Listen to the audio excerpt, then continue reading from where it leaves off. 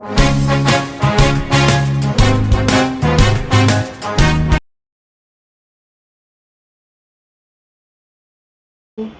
బాగున్నారా? ఈరోజు మసాలా పప్పు చేస్తున్నాము. దానికి ఏమేమి కావాలో చెప్తాను. కందిపప్పు, ఉల్లిపాయ, పచ్చిమిర్చి, ఓల్ మసాలా, అల్లం వెల్లుల్లి పేస్టు, పసుపు,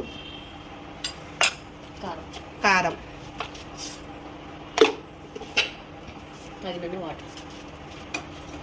ఒకటికి 2, 1 గ్లాస్ పప్పు అయితే 2 గ్లాసులు వాటర్ పోసుకోవాలి. ఉడికిందో లేదో చూద్దామండి. ఉడికింది, మెత్తగా ఉడికింది పప్పు.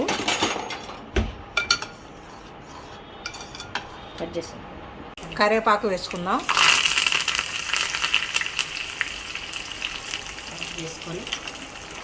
ఆఫ్ చేసుకుని తిరగమాత పప్పులో వేసేసుకుందాం. కొంచెం కొత్తిమీర,